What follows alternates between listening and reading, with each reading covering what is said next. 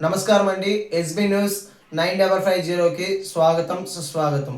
ఏ రోజు వార్త ఆ రోజు మనకు అప్డేట్ కావాలంటే ఎస్బీ న్యూస్ 9550 ఛానల్ను మీరు సబ్స్క్రైబ్ చేసుకుంటే ప్రతిరోజు వార్త మీకు అప్డేట్గా ఉంటుంది. 10 ఎకరాలు సెలెక్ట్ చేయడం జరిగింది ఐటీ పార్క్ కోసము. దాన్ని కూడా ప్రపోజల్స్ పంపించడం జరిగింది. తొందరలో అది కూడా మొదలవుతుంది. అలాగనే యువతకు ఎంటర్‌ప్రెన్యూర్స్ తయారు చేయడానికి స్టార్టప్ కడప అని చెప్పి 10 కోట్ల రూపాయలతో, అది కూడా సిఎస్ఆర్ ఫండే, P4 మోడల్లో ముఖ్యమంత్రి గారు P4 మోడల్ని తీసుకొచ్చారు. అందులో భాగంగా స్టార్టప్ కడప బిల్డింగ్ ఈ యొక్క ఎంతూసియాస్టిక్ యంగ్ యువతకి వాళ్ళు ఎంటర్‌ప్రెన్యూర్ కావాలంటే అక్కడ శిక్షణ ఇస్తారు. ఈ స్టార్టప్ కడప పనులు జరుగుతూ ఉన్నాయి. వాటిని కూడా ఫినిష్ చేసి ప్రజలకు అందుబాటులో తేవడం జరుగుతుంది.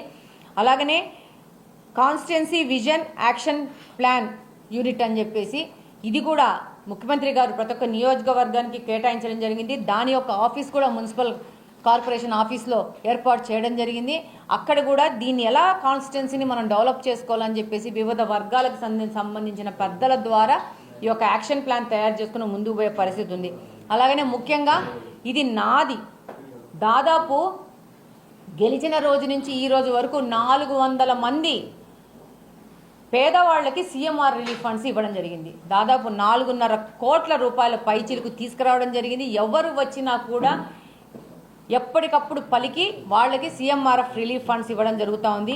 గాంజాకు వ్యతిరేకంగా పోరు చేస్తాము. గాంజాను నిర్మూలించడమే ముఖ్య లక్ష్యంగా నా ఎలక్షన్ మేనిఫెస్టోలో చెప్పాను. ఆ విధంగానే ముందుకెళ్తున్నాను. ఎవరు వ్యక్తి కూడా అరెస్ట్ చేస్తే మా పిల్లోడిని రిలీజ్ చేయండి, మా తమ్ముడిని రిలీజ్ చేయండి, నా దగ్గరికి వచ్చే పరిస్థితి లేదు. నేను విననని అందరికీ తెలుసు. పోలీసు వాళ్ళకి గాంజా గురించి, గాంజా సంబంధంగా ఏదైనా అరెస్టులు జరిగితే కఠినంగా వెళ్ళమని చెప్పడం జరిగింది. అదేవిధంగా గాంజా మీద మన కడపలో మీరు ముఖ్యంగా గమనించుంటారు, పెయిన్ కిల్లర్స్ని సిరంజి రూపంలో తీసుకొని వాటిని ఎక్కించుకొని యువత నాశనం అయిపోతాం. రీసెంట్గానే నా దగ్గరకు ఒక 10 వీడియోలు వస్తే నార్కోటిక్స్ బ్యూరో హెడ్ రవికిరణ్ గారికి డైరెక్ట్గా పంపించి వాటి మీద యాక్షన్ తీసుకునే విధంగా ఈరోజు డ్రోన్లతో కడపను పర్యవేక్షిస్తున్నారు పోలీస్ డిపార్ట్మెంట్ వాళ్ళు. ఈ మధ్యనే పెద్ద ఎత్తున ఈ గాంజా సప్లై చేసే వాళ్ళను పట్టుకోవడం జరిగింది. కఠినంగా మాకు ఫోన్లు వచ్చాయి. ఏ విధమైన రికమెండేషన్స్ కానీ ఏ విధమైన దానికి లెక్క చేయకండి, వాళ్ళకి ఏ విధమైన యాక్షన్ తీసుకుంటారో చెయ్యండి అని చెప్పడం జరిగింది. అలాగనే క్రైమ్ తగ్గించేందుకు పోలీసులను కూడా కఠినంగా ఉండమని రిక్వెస్ట్ చేసుకుంటూ ఉన్నాము. ఎవరు ఏ లీడర్ నుంచి ఫోన్లు వచ్చినా కూడా క్రైమ్ చేసిన వాళ్ళని మాత్రం కాపాడేందుకు సహకరించకండి, కఠినంగా పోండి. తద్వారానే మనం కడపను కాపాడుకుని ఉంటుంది. ఇంకొకటి ఏంటంటే, ఈ యొక్క పనులన్నీ జరగాలంటే, ఈ గాంజా క్రైమ్ ఇవన్నీ జరగాలంటే మన యొక్క కడప నిఘా వ్యవస్థలోకి వెళ్ళాలి. నిఘా వ్యవస్థ రాయాలంటే కడప మొత్తము సీసీ కెమెరాలతో నిర్బంధం చేసుకోవాలి. నిర్బంధం చేసుకుంటేనే రేపు ఇలాంటి పనులు చేయాలనుకున్న యువతకు ఒక భయం అనేది ఏర్పడుతుంది. చేయాలనుకున్న వాళ్ళు 100 మంది చేయాలనుకుంటే అందులో 90 మంది భయపడే పరిస్థితి వస్తుంది. బ్యాలెన్స్ 10 నిఘా వ్యవస్థ ద్వారా పట్టుకోవడం జరుగుతుంది.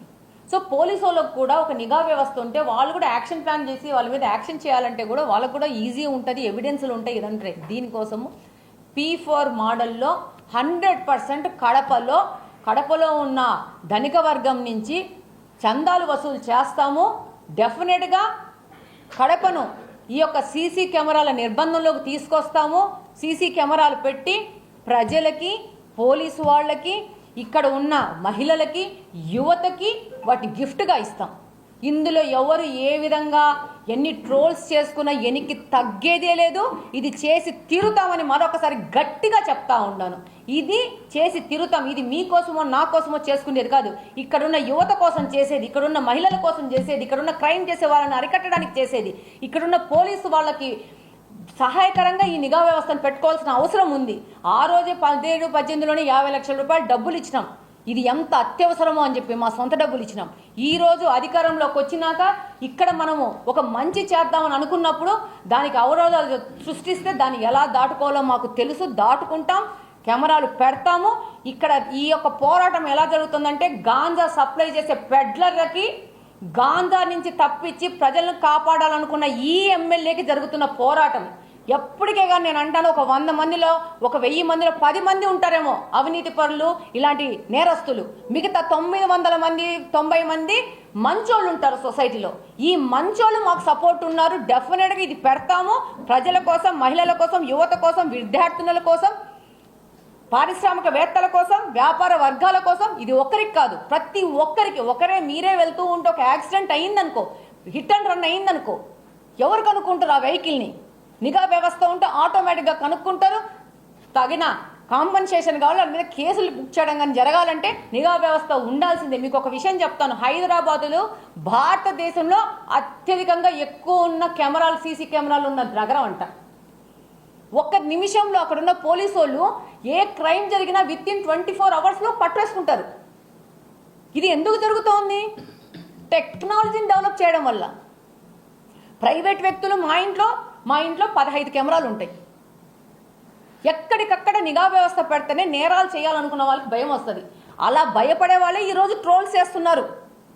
అలా నేరాలు చేసి ఈ కడపను గాంజా నగరంగా మార్చిన వాళ్లే ఈరోజు ట్రోల్స్ చేసుకుని వాళ్ళు సోషల్ మీడియాలో పర్సనల్ అకౌంట్లో పోస్ట్ చేసుకుంటా ఉంటారు.